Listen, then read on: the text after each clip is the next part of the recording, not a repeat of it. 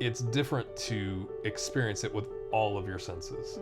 The sights, the smells, how it looks, the wind blowing on you, all those types of things. You cannot get that out of a book. You can't get that off a YouTube video.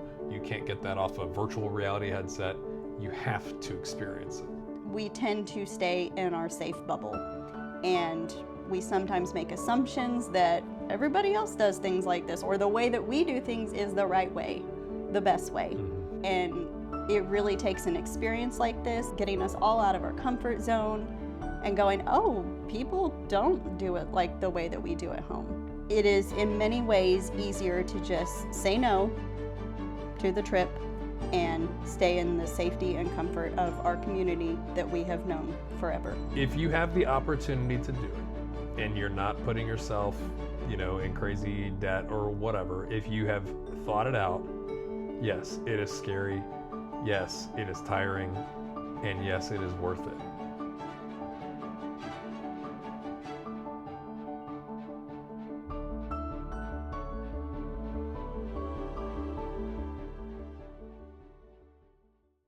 Exactly 1 year ago, we had just come back home from the trip of a lifetime.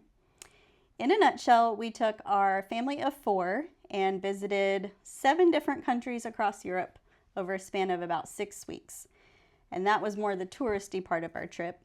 Then we landed in our 8th country, which was Spain, where we lived for a couple of months. I'm Leanne, and this is my husband, Kevin. We homeschool our 2 amazing children who are currently 9 and 12 years old. So when we took this trip, they were 8 and 11. Now, just as a disclaimer, we are not a full-time traveling family. It would be amazing if we could do that. Maybe one day we will. But rather than vlogging through our trip in real time while it was happening, we are now sharing our experience in retrospect. And I'm really thankful for that, because I feel like we've had this entire year to look back on it, reflect, process our experience. And now I think we're both in a position where we feel like we are ready to share about it. So my hope for this video is really 2 different things. First, I'm hoping that we can take some of these lessons that we've learned through our experience of world schooling and be able to help other people if they are also planning something similar to what we did. And then second, I really hope that we can help to inspire other families who might just be in the dreaming stage, because that's where we were just a few years ago, thinking about, is this really something we're going to be able to pull off? Can we really make it happen? And so my hope is that we can encourage other people that yes, you can really make something like this happen. It is going to be a ton of work, but spoiler alert, we both feel like it's totally worth it.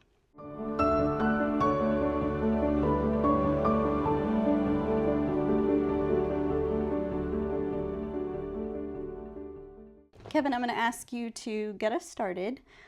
First with kind of the logistical part of this trip, because really that was your part of planning the trip, figuring out all the logistical things about traveling. So would you first explain, how did we determine the itinerary? Like, how do we decide what places we wanted to visit?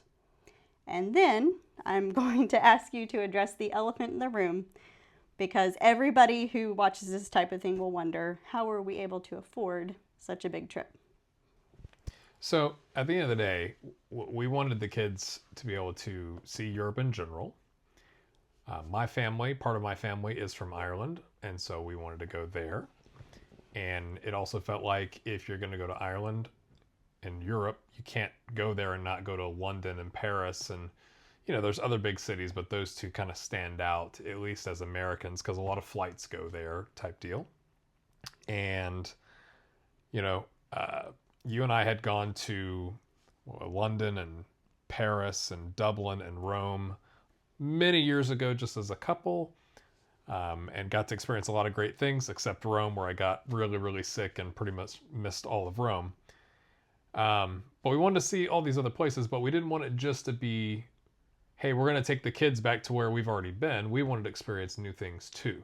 So we wanted them to see those places, but also we get something out of it as well. And so that's where I think Belgium and the Netherlands and Germany and Switzerland, those were high up on my list, came in. We also have a thing where I call myself a maximizer. as you well know, where I go, well, if I'm gonna fly across the ocean with my family, I want to get as much out of that as I possibly can. And there's different ways to do that, but that meant let's try and go to as many places that we want to have those experiences. And then the last part is because of, at the time, I worked for a company that had offices in London and Valencia, Spain. And so we said, okay, I can't take the entire time off with, PTO. So how can we navigate that to where I get to work out of some of those other locations? I get to experience working internationally in a different location, but that also would allow us to extend our trip because then you all could go explore places while I went to work. Mm-hmm. And speaking of maximizing, when we first started kind of brainstorming about the places and specifically Spain, we thought we would maybe only spend 1 month there. And that became well, if we're already going to be there for 4 weeks, we might as well stay for 8 weeks so we can really experience daily life. And I'm glad that we did that. I think 4 weeks would not have been enough. And just on that, we in particular made that decision, I think, because we wanted to see what living in Europe, now that's very broad, right, would be like. But we wanted to be in a place long enough where the shine of being a tourist would go away.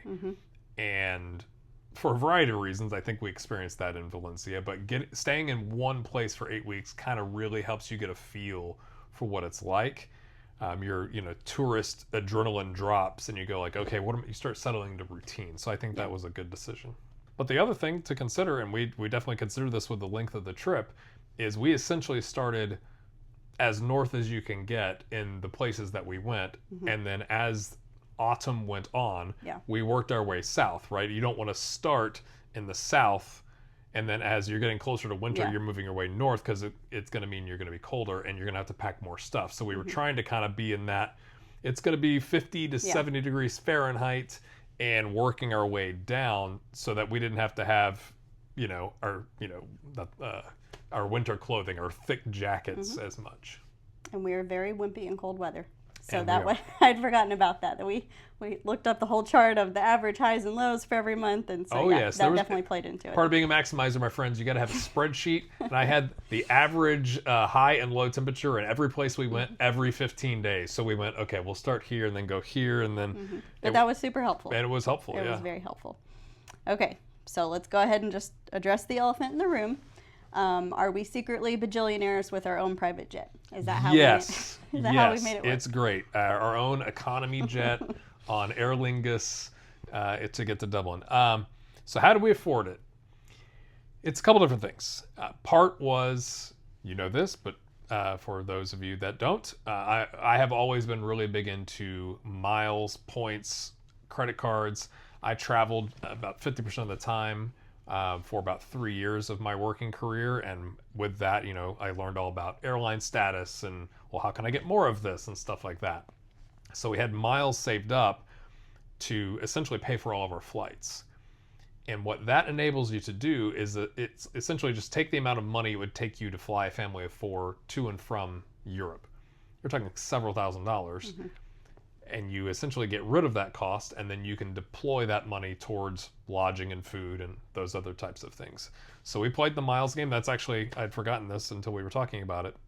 That's how we ended up flying out of Madrid to come home, is there was an unbelievable deal to fly. We flew business class with our kids, but it cost just as many miles to fly economy. It was like a weird thing with one of the airlines, and we hopped on the deal and went, well, I guess we're flying home from Madrid. We'll figure out how we get there. So that's part of it. The other part of it is, we've lived, I would say, I'm comfortable saying this, we've lived a no-debt lifestyle for many years. But really, your living expenses here don't drop to zero. But if you're considering doing something like this, you have to understand your grocery budget comes with you. You're not driving your cars around, so the money you typically spend in a month on gasoline, that money comes with you.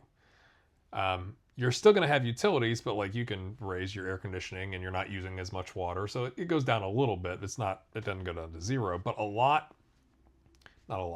maybe a chunk of your monthly living expenses come with you on the trip. And so, yes, it is more expensive than just staying at home. But it's not as expensive when you go, oh my gosh, those groceries that we spend, Hmm. at Kroger, we're going to be spending them in Europe. And that's one thing I wanted to bring up specifically about Spain, other places in Europe too, but since that's where we were the longest, uh, bringing our grocery budget with us, we actually saved money, legitimately saved probably half of our grocery budget every month living in Spain. The food was crazy cheap compared to our prices here in the US. And so, again, like to your point, it doesn't completely even out, but in some ways it does. I was also thinking our kids, we weren't paying for kids' activities here. Right. So we could afford to buy tickets to things or enroll them in classes elsewhere. And so, yeah, a lot of it does transfer over. I feel like the most expensive part is the how do we get there and where do we stay? That's also why, we elected to stay in almost exclusively Airbnbs. We booked Airbnbs because we wanted kitchens. Yep. Because when you factor in, and we wanted more space, right? Being stuck in the equivalent of a Hampton Inn with, queen beds are not a thing in Europe. It's full size beds. With the four of us would have been a lot. Yeah. So we wanted the space, but also part of getting that space was the kitchen, so that you didn't have to eat out every night. Like you could have home cooked meals and then authentically experience what that's like. Yep. And then I think the last thing is, we wanted to make memories while we can. And I think anybody that's watching this, probably you've either seen something on social media or somebody personally that, they get to retirement age and they've worked their entire lives and they retire and then they die of a heart attack a year later. And they don't get to experience anything. They sacrifice their entire lives and then they never get to enjoy it. And we're really big as a family on experiences and not stuff. We don't mind stuff, but the ability to say, taking an 11-year-old and an 8-year-old with you, we thought was a good age. And it is something that you will remember the rest of your lives. Mm-hmm. And we felt that's worth sacrificing some of that long distance, future money to deploy it now to get those experiences now. Especially with my company and the job that I had, it felt like an opportunity was right there in front of us that we kind of had to. It felt not had to take, right? That's probably too much, but we would be foolish not to. We'd be foolish not to take the opportunity if we could afford it. And Yeah. they have office in London and office in Valencia, and they had a policy of So it was a working trip for you, though. That's the bottom line. yeah. You continued your regular work pretty much all throughout the trip. So you got a little bit of vacation time, Yeah. but I got about That 3 was weeks how- off. We yeah. started in Ireland. I took a week off, and then I worked for essentially 2 weeks, and then I took 2 weeks off, and then the rest of the time I was working in Valencia. But Yeah. it felt like, when's the next time I'm going to work for a company that says, yeah, we've got offices there, and come on over, no big deal. It was not Yep. that easy, but you get the idea. It's like I kind of felt obligated to take advantage of that if we could. strike while the iron's hot. There you go.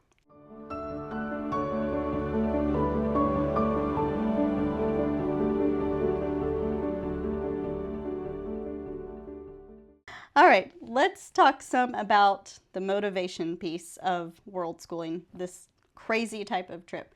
Why would someone go through all this effort in planning, the expenses, the sacrifices that you have to make? What is the motivation behind taking this type of trip? At the end of the day, besides taking advantage of the opportunity that you have in front of you, which we felt like we wanted to do, life is meant to be lived. And we didn't want to be in our 60s and regret. There's probably an age not far from now where our kids are going to be teenagers. They're going to be in high school. They're going to be busy. They're going to have, jobs, and then they're going to be off to whatever they're doing next, whether that's college or something else. So there's a sweet spot where we didn't feel like they were too young, where it's like you're just making bad choices because you got a diaper bag in Europe. That sounds like a nightmare. But also they were in kind of a good age where they're not self-sufficient completely, but like they can carry a backpack. They can navigate a metro. They can do these types of things. And also they were old enough, I think, to appreciate and understand what they were experiencing. On top of the making memories aspect. Okay, so from an educational perspective, because it's a lot easier to homeschool at home let's be honest. And we have all the books and the resources and, all that. So there has to be some gain, some benefit for them if we're going to choose to do this type of thing. So from an educational perspective, what do you feel like they got out of it? It's the simple thing of being able to experience something in the flesh is so different. It's different in the United States. It's different in your hometown. It's different in Europe. It's the difference of watching a Tennessee football game on TV versus being in the stands. You can see what it's like to be in the crowd, but until you're in the crowd, you don't truly understand. And so we felt like there is for me, from an educational standpoint, it's, hey, your ancestors came from parts of this part of the world, right? So that's why you want to go to Ireland in particular. But also the simple fact of there is a difference. Even if you have the whatever fanciest virtual reality headset, which I'm sure there's a way to walk around, London and Paris with a VR headset or something like that. It's different to experience it with all of your senses. To the sights, the smells, how it looks, the wind blowing on you, all those types of things. You cannot get that out of a book. You can't get that off a YouTube video. You can't get that off a virtual reality headset. You have to experience it. So I'm going to tell this story that your dad probably told, 100 times since I knew him. Because your parents had taken you also to Europe as a young teenager, and they would talk about that trip all the time. And so he would always say, it is one thing to look at a picture of the Eiffel Tower in a book and try and imagine how big it is. And it is a completely different experience standing at the base of the Eiffel Tower and just being like, it goes further than I can even see. And that is 100% true. So definitely they and we had so many experiences like that where it's just like, you cannot get that from a book or even the internet, to your point. Yeah, and like we talk about culture and we want our kids to understand different cultures. Well, the best way to understand another culture is to go live in it. Yeah. And to go experience it. Now, I'm not saying we lived in, London and Paris and all these other places, but we lived in Spain for 8 weeks. We did. We got to experience Spanish culture. You can talk about wanting your kids to understand culture all you want. It's another thing for them to say, I've been there. Like I've watched, and also kind of educational wise, I guess you could call this education. I get to see my parents struggle sometimes and not be great at everything, right? Yeah. Like, wow, my dad's really struggling to pronounce that word in French, but he's trying, and he's got Google Translate out, and he's doing his best with the waitress, who is then appreciating at least the effort that he's putting in. A lot of times they were more willing to try speaking another language than even I was, holding my phone using Google Translate. The first time we were in a grocery store in Spain, and I was scared to death, and it was like baking powder. I had something on my list that I could not find, and we had been around the store 5 times looking for this thing, and they both were like, just go ask just go ask it. You can do this. They were encouraging me, But I definitely agree. Like, we want them to have an appreciation and respect for all different cultures. And I think both of us especially, we both grew up in the South, and so we're allowed to be critical. But I'm sure this happens all kinds of places in the U.S. too. We tend to stay in our safe bubble, and we sometimes make assumptions that everybody else does things like this, or the way that we do things is the right way, the best way, because that's just what we've grown up knowing and what we're used to. And it really takes an experience like this, getting us all out of our comfort zone and going, oh, people don't do it like the way that we do at home, whatever that thing is. And some things, like transportation, for example, our kids had never before experienced riding a metro or subway system. And so there were things that we took away from that trip where it's like, those countries or those places actually do it better than we do. A lot of things.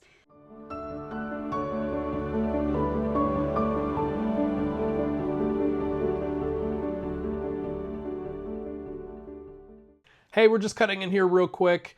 If you're enjoying this video, a like and a subscribe really does help the channel. But also, This is going to be a relatively long video. I'm sure you've seen it when you've clicked on it. If you've got specific questions as we are going through, make sure you leave those as comments. We will go back and make sure to try to respond to every one of those. But it's better than waiting till the end because you'll go, oh my gosh, there was this thing at the beginning and I forgot. So either write them down in like a Google Doc or on a piece of paper and then drop a comment at the end, or just comment throughout the video and we'll make sure we get back to those. Would you explain the concept of a memory dividend and what that is? This is from a book called Die with Zero, and I actually had not read the book before we went on the trip. I actually read it earlier this year. The idea is, I'm a planner, I'm a maximizer, I have grown up always saving money. And in all the personal finance stuff that you read, you talk about investment dividends and growth and rates of return and stuff like that. And that is important. And it applies to your long-term futures and your retirement planning and making sure you're not working when you're 75. But this book calls out and kind of puts a name, I would say, to a thing with how we've kind of lived our lives, where we've tried to not be on either extreme, where you just save all your money and you don't do anything, and on the other side, you just spend all your money and you don't save anything. It's trying to like find that middle ground. And the author, Bill Perkins, calls it a memory dividend. And the idea is, just like if you put $1,000 in a savings account that whatever pays 4%, you're going to get 4% back as a dividend every year or as interest payments. The same thing happens when you invest in experiences. Now, you don't have to spend money necessarily to invest in experiences, but the idea is if I take some money and I take this trip, and then 6 months later, my iPhone shows me the memories thing on my photos on my home screen, and it shows me a little movie of all the things we were doing a year ago, I just got paid a memory dividend. So it's that laugh, that smile, that story, that, hey, do you guys remember when? And then everybody suddenly is transported back to that moment, to that place. And that is part of being human, and it's fulfilling. So it's kind of taking a financial thing and applying it to explaining why investing in experiences is beneficial and important. And that was very helpful for you as the money guy. Right. Yeah. It's like a justification almost. Yeah. For me, it helped define. It's like, well, yeah, we believe in experiences and not stuff. But when you actually think about that Coca-Cola I had in Paris when I was 14 years old, that was whatever, was it francs or euros at the time? I don't remember. Ugh, got some gray hair. But like, I still remember that trip with my parents.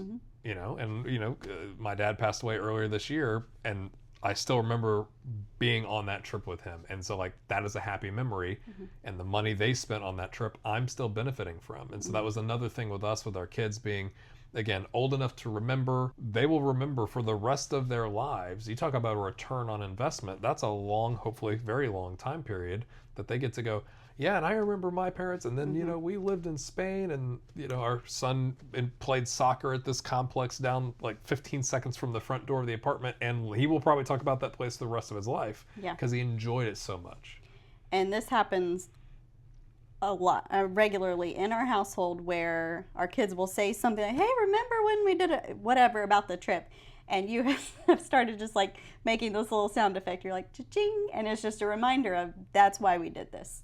That was a memory dividend right there. We could have taken this trip, 15 years from now, when the kids are, if they go to college, out of college, or whatever.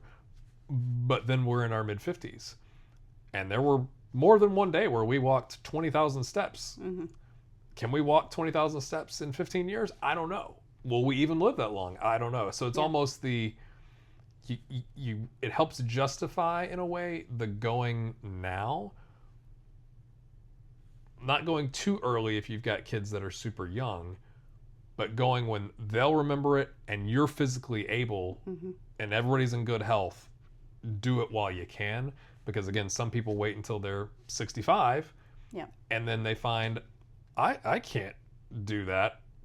It's too exhausting. My body physically, my joints won't last that long. Yeah. We are going to share one of our funnier stories from the trip, which has definitely become a memory dividend. It will be for all time.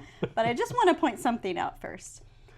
You know, I'm sure everyone has taken some type of trip, maybe not international, but if you've taken any type of family vacation, you kind of expect they're going to remember the big things. So we would expect them to remember visiting the Eiffel Tower, obviously.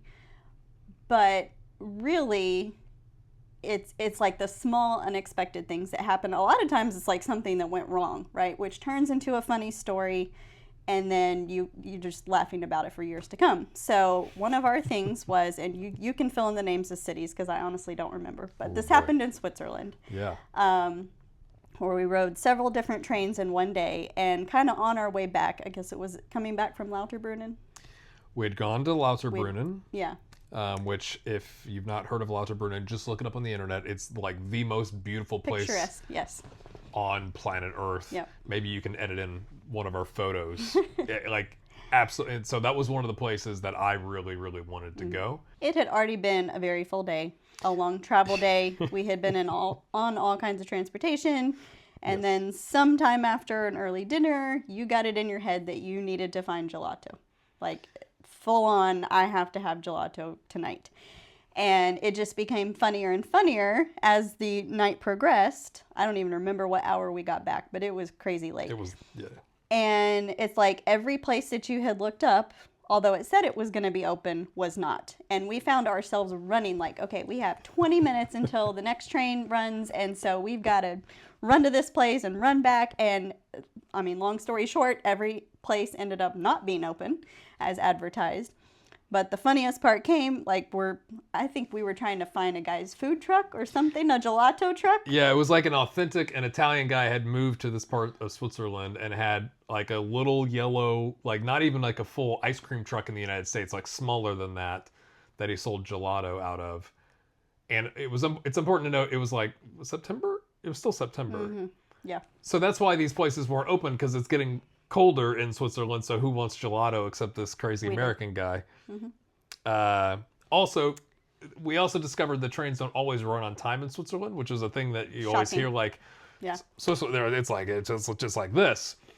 The one train we were going to take ended up being entirely canceled, so then we were like figuring it out. But that's where the pass came in handy, where you could literally just hop on the next place that kind of gets you back to where you're going and plot it out. But by this point of the evening, we're probably on our fourth stop of trying to find gelato. Like, we're specifically getting off at different places to try and find this gelato that you just had to have. And our kids think this is hilarious. I mean, we're all loopy by this point and exhausted. And so we go running across the street, which apparently you're not supposed to do in Switzerland. Found out about that later, that we could have been fined very heavily, especially because we did that in the presence of our children. Yeah, so it's like jaywalking is illegal and expensive, but doing any crime in Switzerland in front of children, because you're setting a bad example. You're setting a bad example. It like doubles the fine. It's much more expensive, and they have like cameras for it. So we're already laughing about this, and we're all just so crazy tired and haven't found gelato, and then we run past this great landmark, which is the biggest, like about as big as this couch maybe, pile of horse poop that you have ever seen in your life. And we are just dying at this point. We didn't get to the guy in time, but we saw an enormous amount of horse poop. All right, we gotta run back. Here we go. And I am so glad that, it was also is how we found our way back to the train stations. We just have to cross back by that giant pile of horse poop. But I am so thankful, I think while we were waiting on that last train, you took a video of our daughter explaining what had just happened, and it is hilarious because she's tired, she's giggling. It was so funny, and it wasn't the Eiffel Tower, right? It was such a small experience, but that is a core memory. That is a memory dividend, and I guarantee every year at Thanksgiving, Christmas dinner, that story is going to be told, and it's going to get funnier every year. So you can't put a price on those type of things. Yeah, and again, people probably experience this, but that's exactly right. Like, yeah, they'll remember the big things. At least they better. You'd hope so. Well, they will through pictures. They will obviously. through pictures and videos and all that kind of stuff. But it is often those little moments that myself as a maximizer and a planner, you can't plan for those things. Mm-hmm. So, I'm a pretty serious type A, and so just running around looking for gelato was like me pushing my type A to the side And like we wanted to just go have an adventure, and I'm sure the people that we ran by on all the streets in Switzerland thought we were crazy. We probably were, but also it's like we could never have planned. We stayed outside of going to in Spain. We didn't stay in Valencia. We stayed in Alboraya, which is like a suburb of Valencia. It's a couple of metro stops away, and we discovered this little bakery, patisserie, I guess. Pastisseria. Pastisseria, yeah, whatever, bakery that sells coffee. And it was like a 7-minute walk from the place we were staying at. And it became like our home base.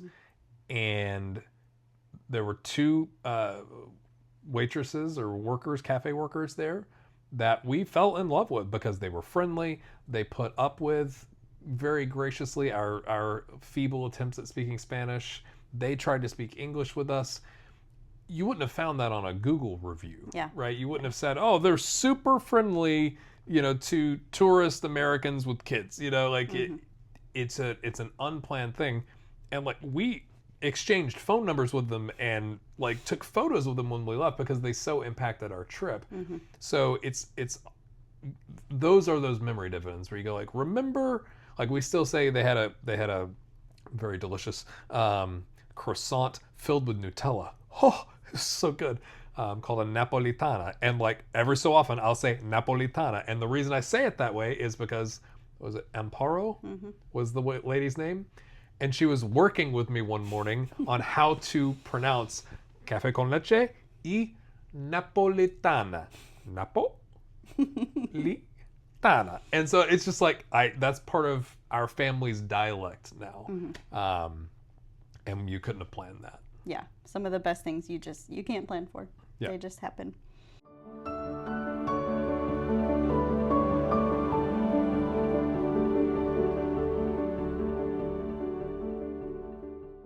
We had a couple of mantras surrounding this trip, things that we already said beforehand, but then we really kept in the front of our minds while we were traveling. So I'm going to let you explain your mantra that you often use, and then I'll explain mine. Yeah. So we talked about we want our kids to be very culturally aware, and especially these days, we wanted to make sure, and I think maybe lots of homeschool kids would be this way. They generally get more experience talking with adults and interacting with humanity slightly more maturely. I'd like to think that.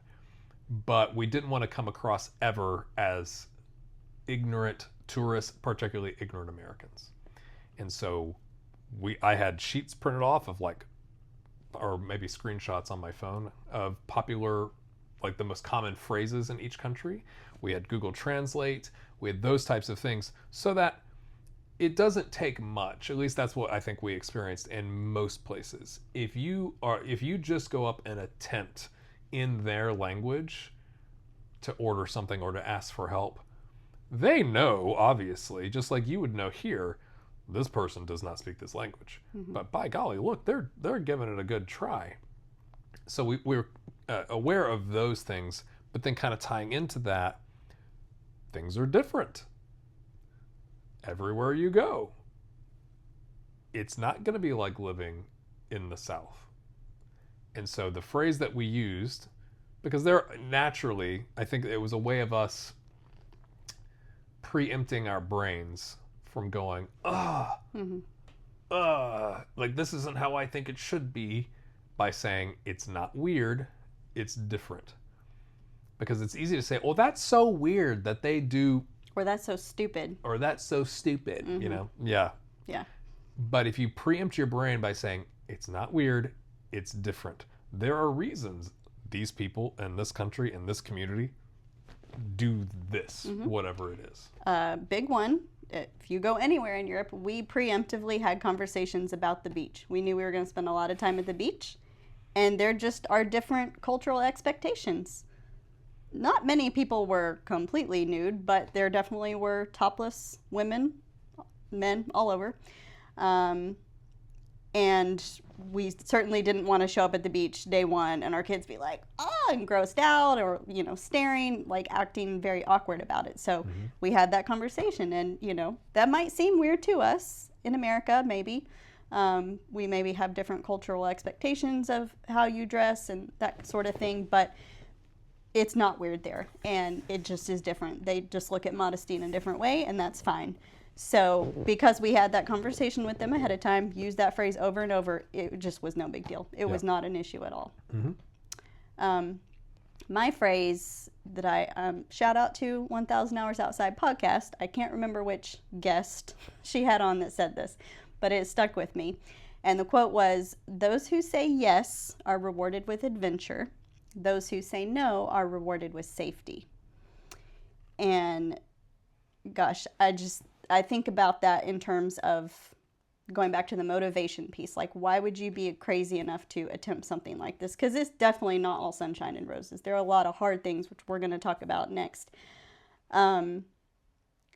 It is in many ways easier to just say no to the trip and stay in the safety and comfort of our community that we have known forever. And you are safer in a way. You don't have to deal with, a lot of stuff. But there is so much goodness and adventure to be had on the other side of saying yes. Yeah, that's really has stuck with me the whole time.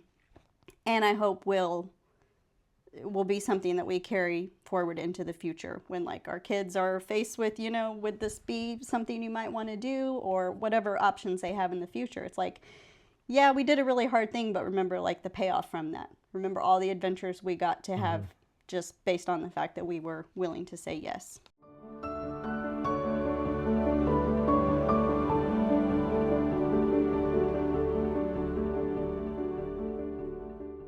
I want to take a few minutes to kind of compare and contrast some things about our experience, and I'll let you go first on this. So first, I'd like to ask you, what are some of the things that you're really glad we did specifically on this trip? Yeah. It would be hard to pick out something I wasn't, like, supremely glad we did, because I enjoyed the entire trip. There were hard moments. There's hard moments at home, but anytime you're away from home traveling, nothing is going to go perfectly when you do that. But I would say I'm glad first of how we structured the trip, where I took an entire week off, which is like the first time in a while I'd had a week of straight vacation, and we stayed in Ireland. So I'm glad we started in a country that spoke English, and it was a relatively short flight. I primarily worked, so I don't have a lot to say about London. But the first thing when we were talking about doing this that stood out to me is, again, I'm a type A, I'm a planner. We got spreadsheets for days, folks, Google Sheets. I got screenshots, we got backups, we were ready to go. And so it was any time that we give ourselves, or I give myself, the freedom to, like, just say yes, go, like, just go for it. It's scary, go do it. The whole trip, it's scary, but go do it. Do it scared, right? Yeah. But we, the first time you and I went to Paris, we found this little place on the Seine. Shoot, what's the name of it? Augustine's? Le Bistro des Augustines? Bistro des Augustines, which is about a 10-table little hole in the wall. When we first went, the chef that made our amazing potatoes gratin was smoking the entire time. Like, health code is a completely different thing there, and that's fine. It was delicious. It's not weird. It's not weird. It's different. So we wanted to go back there. We took the kids, and we were sitting there, and the sun's starting to go down, and it's beautiful. We're in Paris, and we'd talked about taking a riverboat cruise, where they, talk about the various buildings as you go down. And we kind of, maybe not, whatever. And it's just like, it's right there. Like, let's go do that. And so we hopped on the phone. We got the 10% online discount. We bought our tickets and, like, expeditiously walked across the bridge, down the stairs, and eventually found the boat. But all that to say, we get on this boat, and the sun is setting. And they, of course, they know what they're doing. They have it timed to where it takes you down the river, and you get to the Eiffel Tower right as the lights come on the Eiffel Tower, and it's twinkling like stars. And that was an experience I hadn't planned for. I can't remember how much it was, maybe 50 euros or something like that. But I will not forget it from me, but I will also not forget seeing my kids experience it and getting the video of their eyes lighting up and be like, that's so cool. And being able to see all of that and like hearing the rest of, ooh, from the rest of the boat, you know, it's just, it was a really cool experience. And that's one of the first things when you say, oh, well, were you glad we did? Like, I'm glad we did all of it. But that was one thing that we hadn't planned for that we lucked did. into that. That was like, man, that was so worth it. Couple things from a planning standpoint that I'm really glad we did. First, that we, especially in the bigger touristy cities, we really tried not to overschedule ourselves, which is very tempting to do. Because, I mean, justifiably, you're like, we may never have this opportunity again. So the temptation is, let's cram in all the things as much as we possibly can. And I know we learned our lesson from visiting New York City twice now. The first time we approached it that way, we're like, we have whatever it was, 3 days. We are going to see all of New York City. And we did on foot. And it was exhausting. It was cool, but it was exhausting. Now imagine doing that with kids in tow. So we learned our lesson of just like, don't overdo it. And we don't regret. It's not like, oh, we didn't go see such and such. Like, we only remember the good things. So I'm really glad that we were intentional about that. And the other piece was planning. We made sure to include things in each place that we went that would be interesting to somebody in our family. Okay, yes, we're calling it Worldschooling, but that doesn't mean this entire trip was just for our kids and we're only going to go do the things that they want to do. And then it also was not just for us, even though we're the ones paying for it and planning it. You know, we're interested in different things than they are. So we really made an intentional point to ask everyone ahead of time, what are some things that you're interested in seeing or doing? And we made sure that everybody got something off their bucket list. Yeah, and that can be hard, I'm sure, for people who are watching this. It depends on the age of your kids, and it's hard for them to imagine what they might want to go experience. So you kind of have to know their stuff, like, you know. You might have to give them options. Yeah. Right. So, like, our son, for example, is, like you, big racing fan. And so he might not have known what all type of events were going on, but just we know that about him. And so even if he said, hey, I want to go to some type of sporting event or some type of racing thing, that allowed us to give him some options of, like, you know, what kinds of things he might want to go do or see. Yeah. So again, I think there are things that we planned that I'm really glad we did, right? Like, we went to Lauterbrunnen, like I talked about. We went to the top of Mount Rigi, which is also in Switzerland, which was unbelievably cold and windy, but like memorable. We planned those things. Some of the things that I'm glad that we did are the unplanned things, right? So like, you know, my son and I went to I guess you call it a bar or pub in Bruges. And Liverpool, because I don't know if you can see, so the camera, we're big fans of Liverpool, was playing Manchester United. And we're there and I'm having a beer and they've got it on the television, because televisions of any size are hard to come by, even in Airbnbs. Like, you're talking like probably desktop monitor size. And so this place had an actual TV. And there was this Manchester United fan who's being loud and and then Liverpool whooped Manchester United. And after they scored, I think it was the first or second goal, there was another guy in there supporting Liverpool, who obviously we didn't know. And he could tell because my son had his Liverpool jersey on and I had my shirt on. And he comes over because it kind of shut the Manchester United fan up and like gave us high fives. And it's like, I will never forget this random guy giving me a high five in Belgium. You know, those types of things are what like stand out. Like, I'm glad, you know, we split up. You and our daughter did something else, and then we did that. But it's that's a memorable thing. It was a memory dividend where it's like that, whatever, $4 I spent on a beer was worth it because we got to experience that together in, you know, in Bruges. Yeah. One more thing from a planning standpoint, I'm glad that we kept a few things a surprise from them, which was really hard for me. One of the things on my bucket list that I absolutely wanted to do was go see the Lion King musical while we were in London. And they really had never been to a production like that before, and I knew they would love it. But it was, I don't know, it was just neat. Like, we knew it was coming. We knew that it was a special thing we were going to get all dressed up for, and I think we told them like a few hours before. It was a major surprise, and they did love it, but that was really fun for us. It's kind of like keeping, you know, Christmas presents a secret or something. Yeah, yeah. If you go to see The Lion King in London, Oh, yeah. don't run because we were cutting it close on the tube there to be there in time, and we were not profusely sweating, but we were warm because we'd been jogging to make sure we got to our seats. Not air conditioned in the building. Did not think about that. So that was an interesting and memorable experience. So you might have dressed different? I might have dressed a little different. Yeah. Or I might have paid for the taxi instead of sprinting. Yeah. Hey, it's Leanne. I just wanted to cut in here real quick to remind you guys to go check out our website, morningbasketmusic.com, where we offer music teaching resources for homeschool families. It is all unit study style, super easy, open and go for any parent to teach, and just want to encourage you to go check out all the good stuff that we've got over there at morningbasketmusic.com.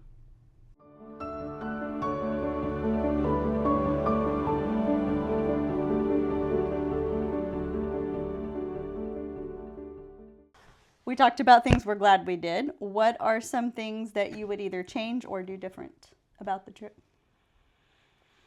So it's hard because you don't want to poke holes in your own trip. And having been on the trip, you can't realistically imagine what a different trip would have been like when it's your first trip like this with the kids. Mm-hmm. If we were going to go again, I wouldn't go to as many places as we did. So I guess you could say a quasi-regret going to that many places because it was a lot of work.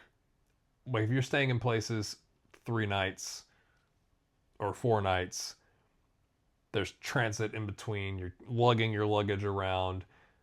But it's also for them, it was kind of like the appetizer platter of Europe, right? Mm-hmm. Like we're going to go hit the big things, which is exhausting. Like the first part we've always talked to is like, it was like planning 2 trips. Mm-hmm. There was the vacation trip, and I did work a little bit on the vacation, but then there was the living in Spain trip. Mm-hmm.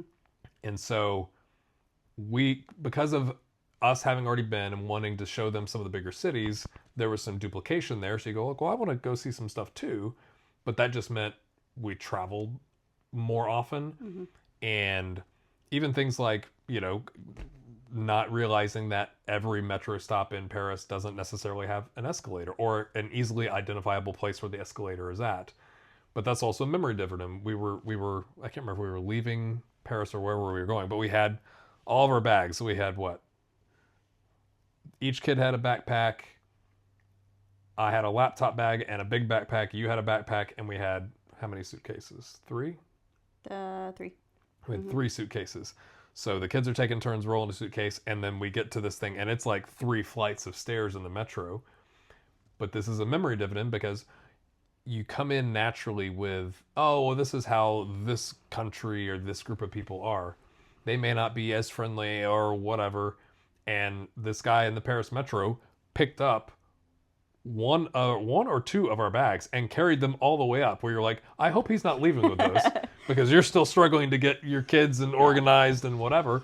But like, he took it all the way to the top and waved us a goodbye and was just super helpful. So going back to your question, it's, would I go to all those places? Maybe not, obviously not a second time, but I also can't really fault us for doing it the first time. Yeah. Because it was trying to get a little bit of everything for everybody, and also giving them like, yes, you're going to Europe, but Europe's different. You want to see the different aspects of it. Well, and we had to make that decision. Were we going to attempt to do both things? Like, are we going to attempt to see all the places and then settle in Spain? Because we could have just done Spain, honestly. Mm-hmm. We chose to add on all those other places thinking we may not get this opportunity again, especially while they're young and, wanting to travel with us. So that was intentional, but that also proved to be challenging in many ways. And here's one of my things that I would do different. Like you said, not going back to this trip, but if we did something again in the future, I do regret not having learned more Spanish ahead of time. Mm-hmm. In my defense, we did learn some basic phrases. We used the Babbel app, or I did with the kids. And so we knew enough to get by, and we had Google Translate on our phones. So that was helpful. But my defense is that because we literally planned 2 separate trips, the tourist places and then the living in Spain, and that took so much time, there just wasn't margin for that. So I would approach it differently if we knew we're going to whatever country for an extended period of time and that's all that we're doing because we're living there for a while. Then I would consider hiring a tutor, taking some type of class there, something that would make it easier to communicate because we really couldn't have conversations with people. A lot of people were kind and they would attempt to speak English to us, but I mean, just very surface level, right? So that is something that I would change. The other thing I wanted to say, and I hope this will help not just moms, parents, if you find yourself solo parenting on this type of trip, one thing that I did not anticipate, especially once we got to Spain, is we're obviously continuing to homeschool in a way. Like we brought some things with us, we're doing schoolwork online, that sort of thing. But the majority of our schoolwork was done by lunchtime. And then we had the afternoons free, like we would at home. But at home, I don't feel like I'm their cruise director. I don't have to come up with all the activities and, like they just go outside and play or we have some planned activity. But I quickly became overwhelmed with decision fatigue. Where it's like, we have all this free time now. You were working crazy late hours because the schedule is different there. And so I'm like, it's only, 2 p.m. and daddy's not going to be home till 10 maybe. Like, what are we going to do for the next 8 hours? And we didn't know people there, so I was very overwhelmed by that. We did work out a good system eventually. It probably took like a good month where, because I expressed that to you at some point. I am so tired of making decisions because I wouldn't normally have to do this at home, and it is wearing me out. And so I think you suggested, why don't you take one afternoon each week and this is her afternoon to pick an activity, this is his afternoon, you pick one, that way we're kind of sharing the load. And it's it doesn't matter if your decision is we're going to just go to the park down the street. That's fine. I'm just tired of making those decisions. Yeah. So now having experienced that, that's just something I wish we had done or realized sooner and would make me rethink if we had another future trip like this, to make sure that not all that planning of extra stuff gets put on me. Yeah. That makes me think it was the only other thing I just thought of that comes to mind from a regret standpoint is I worked American hours in Europe. Meaning I brought my workaholicism, I brought the expectations, and part of that was probably a little bit of, I don't know if we call it self-conscious or guilt or I have to prove, because not to go into too much, I'd gotten a new boss literally the week we left. Yeah. My previous boss had left of his own accord, and new guys coming in, and I wanted to prove that what's this? I got who's going where? He's just gonna gallivant across Europe with his family, and he's never available. So I think I felt that. Yeah. But I wish I had stronger boundaries. Pretty much my entire time working there, but especially on that trip to where, I would say I relaxed in chunks of the vacation part of the trip, but then not as much in the living in Spain part of the trip, where that was I just live in a foreign country and I'm working insane hours. So I would do that differently, obviously. Yeah.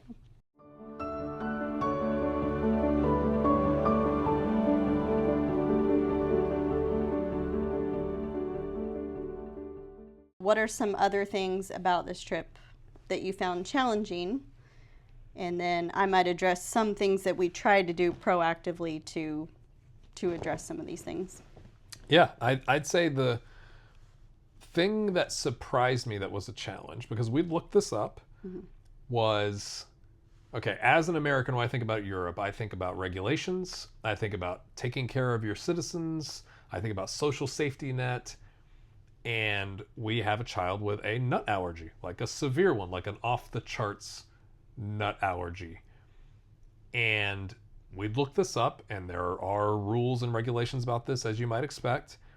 And in particular in Ireland, the menu labeling was fantastic. Every allergen you could ever imagine was on every menu with a number next to every item. So you go, they're taking it seriously. I can feel comfortable ordering something for my kid because I know these people don't even have that item anywhere in the kitchen. outside of Ireland, it was much more of a mixed bag, where we would, you don't know where you're at. You want to go out to eat one night, and so you're getting on Google and Google Maps and finding places, and you're reading reviews, and you look up the menu, and the menu looks fine, and then you go, and the waitstaff tells you, oh, well, that menu's not been updated online in like 3 years. And then not only that, but on top of that, they're not sure if they have any of that allergen in their foods. And that, honestly, I think that shocked me the most, because you're going, wait a minute, there's this like regulation about this in the EU, but the different implementations of that, and then not expecting that, like, websites for restaurants don't keep their menus updated. I can understand if it's not every week, obviously, but like, oh yeah, that was like 3 years ago. It's like 3 years ago. That's an eternity. That was a big challenge for us, because there was more than once. Because as a parent, it's already bad enough, right, that he's got this nut allergy. On top of that, we experienced this here in the US, but now we're on this trip, and he feels guilty that we can't go out to eat at this place that we looked up and we spent time looking at the menu. Yeah. And now we also have to scramble, so now we're getting hungrier to find something else nearby. So like, it was a compounding problem, and I think that was a surprising challenge. We did try to be proactive, obviously looking up restaurants ahead of time, but to your point, they weren't always accurate. One thing I will recommend for anybody traveling abroad with whatever type of allergies, nuts or anything else. So we found this company called Equal Eats, and I'll be sure to put a link to their website. It was very helpful, because you essentially choose where you're traveling to, what different languages you need these cards printed in, and they're called chef cards. And I laminated, I think like 3 or 4 different sets of these in case we lost any. But they literally just have a translation, so you can get your message across about your allergy concerns to the server. And I feel like when we use those, the server didn't always know themselves, but they were helpful. They would take it to the person in the back and ask them. So that was a helpful tool for us, even if the menu was not always labeled correctly, because they have them in a ton of different languages. So that's a really helpful resource. For me, what was challenging about the allergy thing, and honestly, I think we could do an entire video on traveling with allergies, because we have a lot of experience with that now. And please, if you have questions, be sure to put those in the comments, because we'd be happy to answer anything about it. What I found more challenging than the restaurants themselves was the grocery shopping, because again, I was the person doing all that, and I had it in my head because we had the Google Translate, Google Lens on our phones that will just automatically scan it and translate it for you. That was super helpful, but I was like, well, it's going to be easy to see what's on the packaging. The problem that I didn't know about is pretty much everything said may contain, and then had the list of all the allergens. So you could say in a sense, well, yeah, they're good at labeling things, but it is different here in the US, and I'm sure if you're an allergy parent, like, you totally get this. This is how we approach labeling. If something says, this product was produced on shared equipment with peanuts, tree nuts, etc., that is a no-go. We don't do shared equipment. We are less cautious if it just says produced in a facility, and especially if it's tree nuts, because the tree nut is not as severe. So we are used to making that type of judgment call, and one is a no-go, the other one we're usually willing to take the risk. This was just across the board, may contain. And I'm like, well, I don't know what that means. So therefore, I just can't use this product. And that eliminated a lot of things in the grocery store. And it just took so much time to scan every individual thing. So it was overwhelming. But this was a big part of, like, it would have been much easier to just not go, honestly. It would have been a lot easier to stay home where we know the safe foods, the safe places to eat. It was still worth it. It just was an extra layer of challenge. Well, it's also you did a majority of it. There was a couple times that I went out, but even in those times, one, you feel like you're on a time crunch because you're like, I'm just standing in this grocery store, but it makes you feel even more like a fish out of water. Oh, yeah. When you're standing there Yeah. with Google Translate, waiting for it to like connect to your, internet service so that you can get on your screen what Yeah. it says. And you're very aware you look weird already, but now you look even more weird as you're doing this, as people Yeah. walk around you. And like, even in not all of the stores, but a lot of the places we went are like inside of city centers, right? So the grocery store, like the aisles that we experience in our local Kroger, you could drive 2 carts down. Yeah. You don't have that in a lot of these places, which makes sense, and it's probably like that in big cities in the U.S. too, where it's the aisles are really narrow, but now you're taking up all this space because you're doing this with your phone, and you just feel it adds to the pressure of that moment. Yeah, for sure.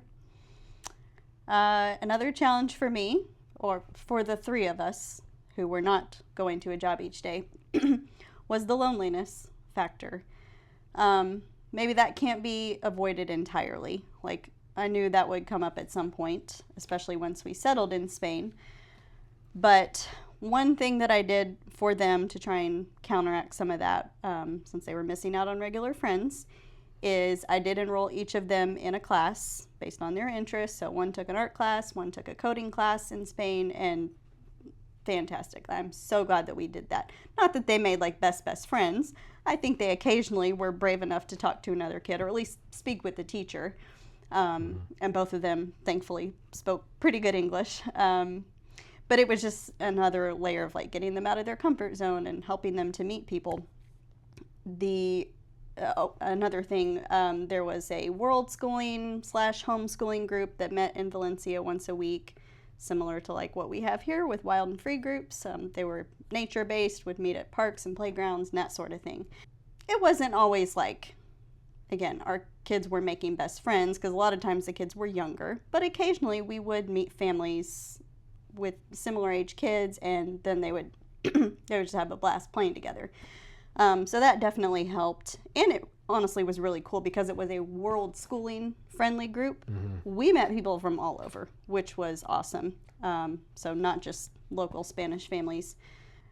The other piece of feeling lonely in a foreign country is like, well, I still have social media on my phone. So if I want to, I can still feel connected to friends back home. But I didn't feel like that was a really good use of my time, is to just sit here and scroll and try and stay up to date on what everyone back home is doing. Because then it's like, well, why am I here? Like, I should be living this experience to the fullest. And I'm not saying I did a perfect job of that.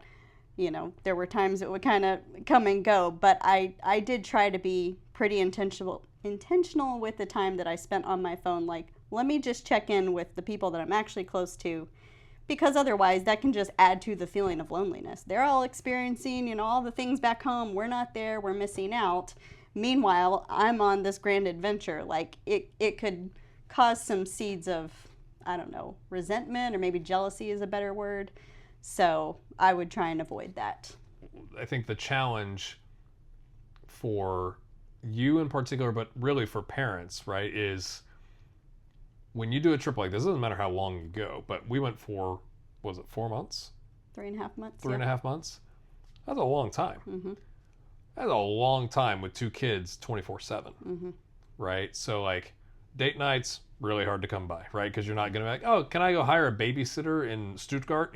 Like, it's like, that's not going to happen. Yeah. But also from both the decision fatigue and the like, I'm constantly in charge fatigue, where were we where like you took some time and like you just went off on your own, and I held on to the kids. I don't remember specifically where we were at. Well, oh yes. Now we're thinking about 2 different places. I did have an entire morning to myself in Valencia to just I went to several coffee shops, and just had a day to experience that. You're thinking of Bruges. I think it was our last morning in Bruges. I also went to a coffee shop. But yeah, because I had been with them 24/7. And so we tried to give each other, sometimes it was me letting you take the walks by yourself after dinner. You also had the opportunity, we were in Paris, right, to go see the torch thing. So yeah, we intentionally tried to create space for each other, because sometimes we all just need some breathing room. We've been together a lot. Yeah, So. and the torch thing is the Olympic Sorry, torch. the Olympic It torch. was like a balloon torch thing in Paris for the You Olympics. know that thing on fire? Yeah. But we try and do that here. Yeah. But I think that was a challenge that we eventually realized we should have taken that habit with us. And so I would encourage anybody watching this is, again, whether you go for a month or a couple weeks or whatever, if you can give everybody a little bit of alone time, obviously you're not going to tell your 8-year-old, yeah, just go walk around Valencia on your own. That doesn't go. Yeah. But for the adults in charge, hey, I need a break and I just want to go experience this on my own. Feels, I think, maybe a little bit weird. I know, like, when I went off in Paris, I was like, this is very weird. I feel like I should be with my family. But it was great. Like, I got to go. There was a big crowd. I got there right as the torch went up and the Eiffel Tower lit up again. And, like, I wasn't sitting there experiencing that and also going, is someone going to, like, take my wife's purse or grab a kid? And, like, the odds of that second part, at least, are less likely, right? So it's like, but you're just like, I'm just going to worry about me. I'm going to keep my hand on my phone and my wallet, and I'm just going to experience this. And, like, that is a different type of experience than doing it holding onto a kid's hand in a big crowd, right? Yeah. So giving each other space to do that.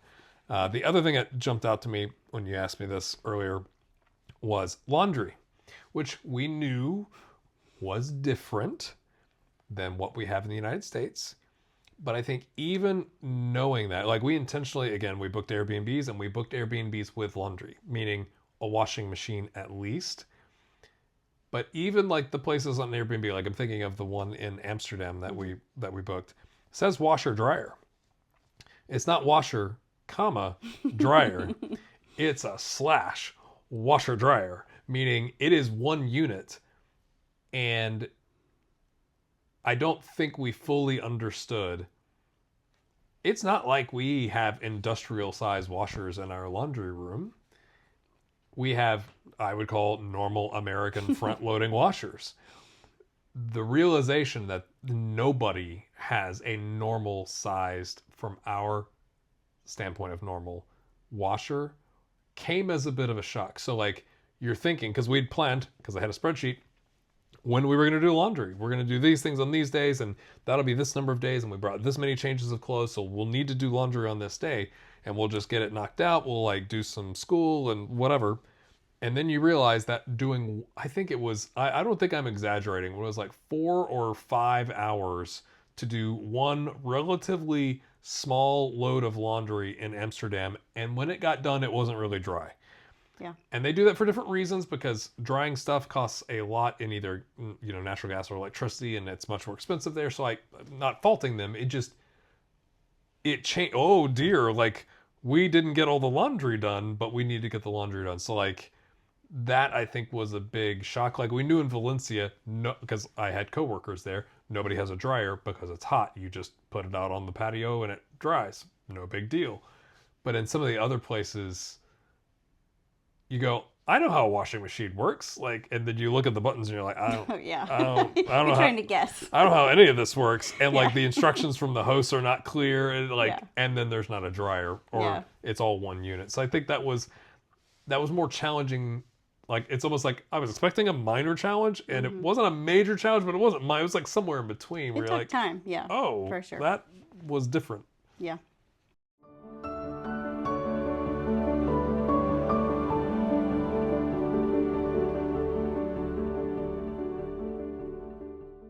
Are there any other things that surprised you on the trip? Good or bad surprises?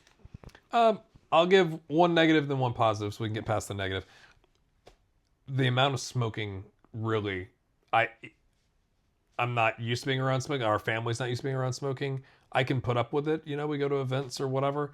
Our kids spend almost 0% of their time around any smoke. And like, you go sit on a lovely, sidewalk cafe, and lots of people around you are smoking, and they're like, and it impacted their experience. So that, it surprised me how prevalent it was. Not that there was smoking, because like there's places in the US that have got smoking, so I'm not getting on a soapbox about that, but like how prevalent it was really, I think, surprised me.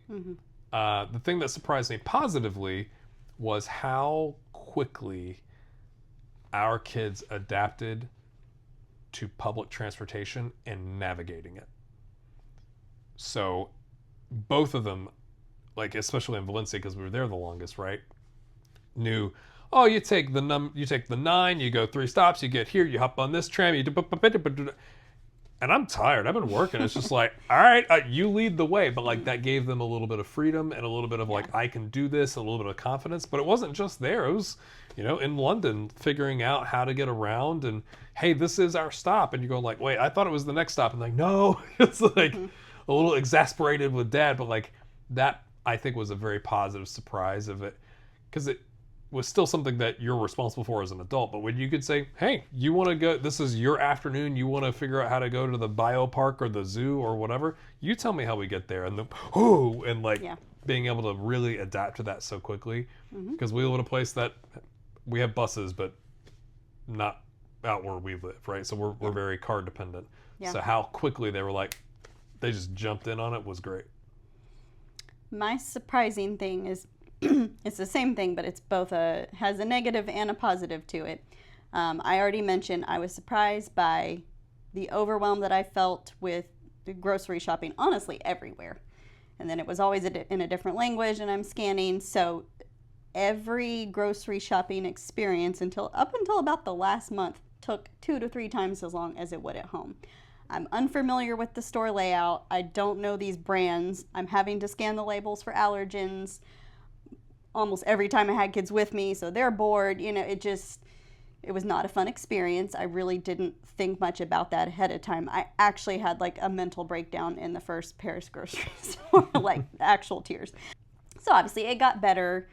The surprising thing from a positive aspect was, the longer we were in Spain, we kind of established our regular places to shop, one store in particular. And so because the kids were coming with me every time, and because in Europe you don't shop for a week at a time, you shop like every other day, and the food is fresh, and it's a very different experience. They don't typically have big shopping carts. They might have smaller ones, but most everyone there has a shopping trolley, and we had one included in our apartment. So it's like figuring out what to do with that, where to put it, all the things. But what surprised me is, like, by the end of it, how confident our kids were with the shopping experience.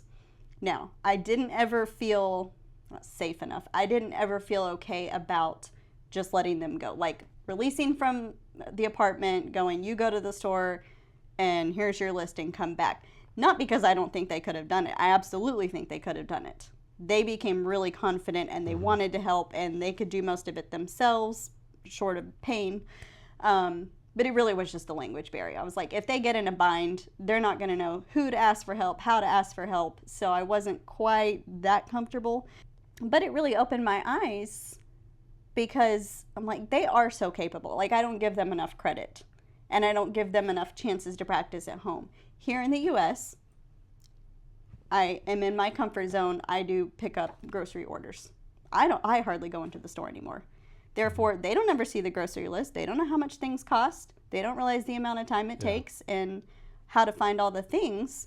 So it took going to a foreign country to teach them those skills, which sounds crazy, but like they became so good at the grocery shopping experience, which surprised me. I would not have planned that out or thought about it.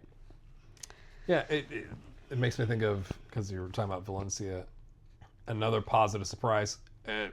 Maybe surprise is not the right word. I think we know this about kids instinctively, but as parents, sometimes you need to be reminded grupof it, is that kids are kids everywhere. Yes. And that was such a cool thing, because it is a different culture everywhere you go. But in particular, London's parks and playgrounds, unbelievable. Yep. Full of wood and like ropes and like giant, not your sanitized rubber mat plastic playgrounds that we have a lot in the US. But I was thinking about, literally 15 seconds from the door of our apartment in Valencia was a sports complex, and there was a futsal court / basketball court and practice fields, and our son became like a regular there. Now obviously it was a bit strange because he like was there when kids weren't like they were in school and he I think they kind of did. They kind of we stuck out pretty. We stuck out. Yeah. Pretty much. But that's they call soccer the beautiful game. It's like we bought a ball because we wanted to buy a ball, Yep. and more than once they don't speak the same language. They're playing, and there was one group of kids. Leanne took some photos and videos up from the balcony, looking down, trying not to look like a weirdo, because I got invited. It was like a big deal. I got invited to play with. It was like kids from like 6 to 15 were playing, and our son was in the mix, and it was just like you would in our neighborhood. You put you got to even it so it's fair, right? You can't put all the little kids on one team, and like they would split it up, and they were trying to pass him the ball to make sure he was getting involved in the play because they're very good at the game that they play every day. But it was so cool to see throughout the various places, like kids are kids. And so also showing them that, I think, was really neat of like, they might speak with a different accent, they might speak a different language than you, but like, hey man, like, hey, let's put the big guy with the little guy, they're on a team, and like, let's go, and like, let's go have some fun so it's fair and we all go have a good time. That was really neat. I think more for them, it was probably like, well, this feels a little bit like home. But for us, it was neat to kind of see that like over and over. Our daughter met somebody in London. I wasn't there for that one. She was on the swings next to a girl in London, and I mean, I'm like trying not to eavesdrop on their conversation, but they were chatting about Bluey and their love of Oreos and like just kid stuff, and it was so cool. Yeah, like you're right. Kids are kids everywhere, for good and bad, but they, for the most part, they just want to play, you know, and they don't care.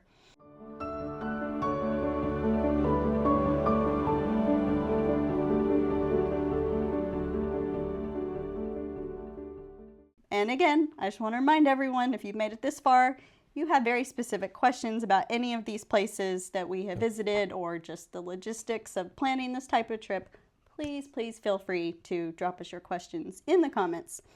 So here's what I would like to end with for me. I really went, like, when I look back on this whole experience, I feel so proud of us as a family and as individuals.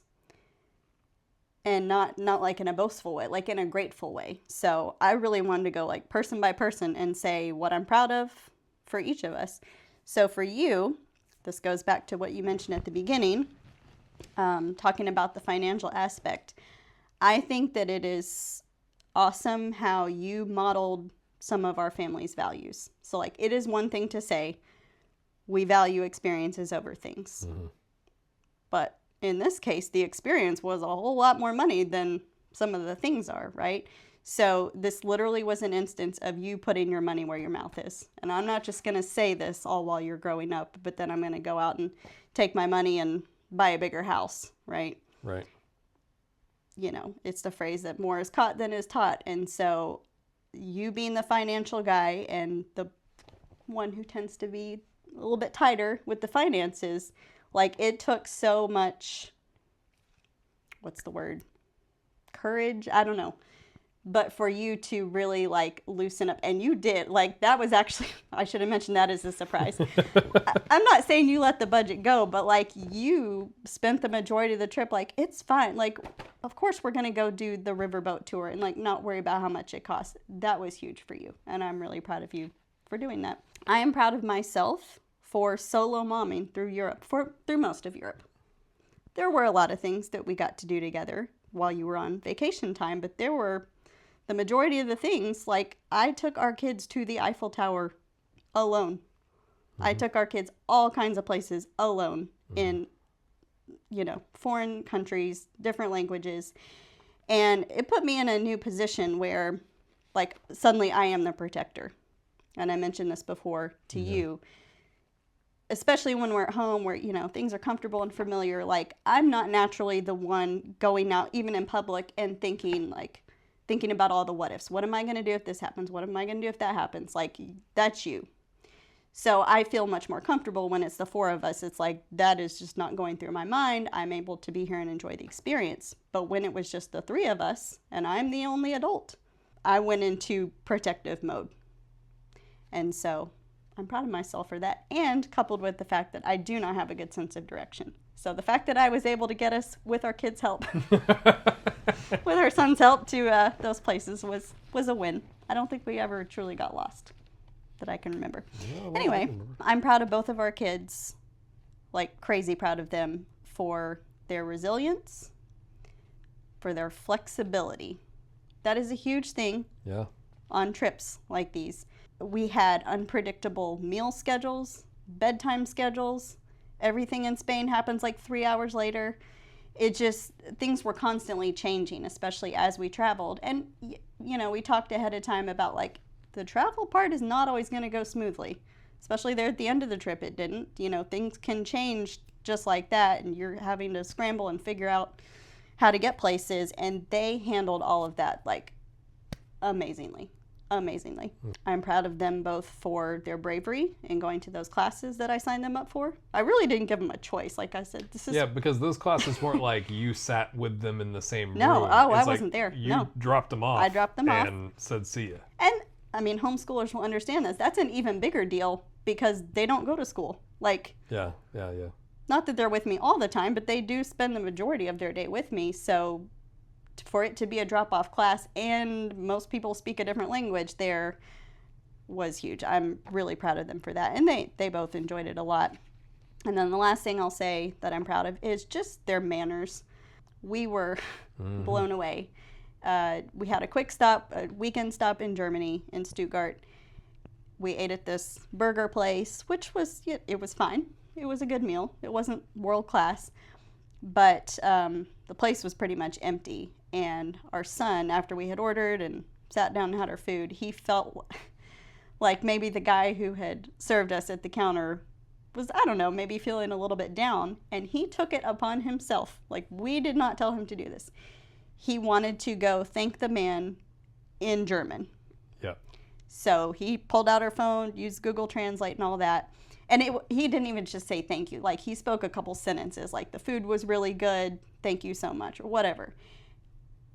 And walked up and said it in somewhat decent German. And I mean, the guy's face, like, I will never forget that. He was like shocked. We were too. And it's that type of thing where it's like, this is why we do this. This is what makes it worth it, because, you know, I can't fabricate that kind of experience at home. Right. You know, I can teach them manners, but like going out into the real world and first of all, seeing somebody, noticing somebody that you think might not be feeling great and going the extra mile to do something like that. I was just tearing up thinking about it. What would you like to say? Anything to wrap this up, or maybe some just last pieces of advice? I thought you were going to say, the German restaurant thing rings a bell. I thought you were going to say, I think there was one point where he also got up because somebody elderly got on a metro or a train. That happened multiple times with Yeah. both kids. Honestly, they picked up on that very quickly. We don't ride metros here, so they don't really know that's a thing. They both did it multiple times, and you know, sometimes the elderly person would or would not accept, and they would and say something to the kid about how cute they were, and we just nod, you know. But they both got used to doing that a lot. I would say, you know, to wrap it up, is if you have the opportunity to do it and you're not putting yourself, you know, in crazy debt or whatever, if you have thought it out, yes, it is scary. Yes, it is tiring. And yes, it is worth it. There is nothing like going and experiencing it in person. And it doesn't have to be Europe. We took a trip out west and saw a bunch of national parks because we want to show them the natural world and those types of things. So if you are a type A like me, I guess I would speak to the type A people out there, is planning is helpful. It is. It was extraordinarily helpful to have an itinerary, to know how we were getting, like, we essentially have to cut up the responsibilities. So we kind of, in some ways, did, I think, what we do here. It's like, for most of it, you're responsible for food. How are we getting food? How are we cooking food? Or do we have, you know, that, all of that aspect of it? And I was where are we staying? How are we getting a good deal? How are we getting there? How are we going to get around when we're there? So like the Paris Metro and their they use tickets on the phone, and because it was, I don't know if that's permanent or just because it was because of the Olympics, but things had changed. All the logistics aspects. That was very useful. Understanding that we didn't need to bring winter coats because we planned going north to south. So I'm not saying as a type A you shouldn't do that. You probably should. It's helpful to do those things. But also try and embrace the when are we ever going to be here again mentality. Yeah. Well, should we spend, again, whatever it was, $50 on the boat thing in Paris? It's like, when is the next time I'm going to be sitting in Paris with my 2 kids and my wife in good health with the ability to go down some like pretty steep, like ancient stairs to get down to the river to get on this boat? Say yes if you can. Yeah. Because there is, how I combated that, I think, in my brain is it's going to cost you a lot more to come back. Like, you might as well live it up while you're there. Not live it up. We weren't like, we're not staying at the Ritz-Carlton, to be very clear. But get the bottle of wine. Our kids, I was thinking about this, one of the first places we had dinner in Dublin was a place called the church cafe bar, something like that. You'll look it up. It's a church that's unfortunately been converted into a restaurant/bar. And we went downstairs and they had mocktails on the menu, which a mocktail for a kid, if you don't know, is essentially every fruit juice Sugar. under pure sugar. And they thought that was the coolest thing they had ever experienced because they're sitting there clinking glasses with us. But it's like, and the mocktail was probably like €8, which is like $10. Mm-hmm. And normally back here, we're not spending $10 to get you a fake drink. Like, what do we? But it was part of the experience. So for my type A'ers out there, I would say, if you can go. It doesn't have to be as long as we did it. Embrace being there and try and say yes. Mm-hmm.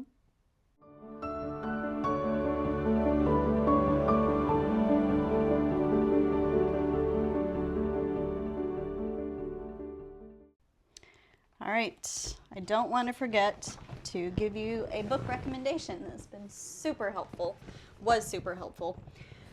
It's called The Road Taken. How do we pronounce this name? Michelle Damiani, I think. I'll make sure and put a link to it. We had a lot of good conversations between ourselves and then with our kids leading up to the trip. How are we going to handle XYZ things? And it's like, you don't know what you don't know. Mm-hmm. So there are a lot of things in this book. It's basically a collection of people's stories who have taken short trips, long trips abroad, all kinds of things, including the author herself, when they took their family to Italy. So it's part storytelling and also just thinking through all the things you have to consider, because it's a lot. It's not just how are we going to get there. There are so many other things to consider. What are we doing with our home while we're gone? Stuff like that, that we just might not have ever thought to consider. And so this book was a really good resource for us. Would highly recommend it wherever you think you might be going or forever how long. Yeah, especially like if you're on the fence, you're like, oh, that seems like, I don't know. That book will convince you, I think, to go and do it. It will give you more confidence. Not too much confidence, but it'll give you enough confidence like, I am not alone. Because I would just speak for myself. We like to say we homeschool. She likes to say we homeschool. I like to say she homeschools. I help. Because I've been working for most of our kids' lives. And I don't run into a lot of people that go, yeah, I'm just going to go to Europe for 4 months with my kids and homeschool them while we're there. That is a big monumental task. So you can feel a little crazy. Like, what am I doing? And I'm sure some people thought we were. Yeah, I'm sure they did. I'm sure. But this will give you the courage to go, I'm not alone in doing this. Mm-hmm. And so I think that's what we're hopeful that this video helps do. But if you need more stories, and really, I don't know if I'd take the trip without having read that book. Yep. And it's not sponsored or anything like that. It's just because it is one family story, but then there are, at the ends of chapters, a collection of stories from people like us now that have gone on these trips. That you go, oh, I wouldn't have thought about that. Mm-hmm. That's a thing that we need to have, right? Yeah, and because people approach a world schooling type trip in a lot of different ways. Yeah.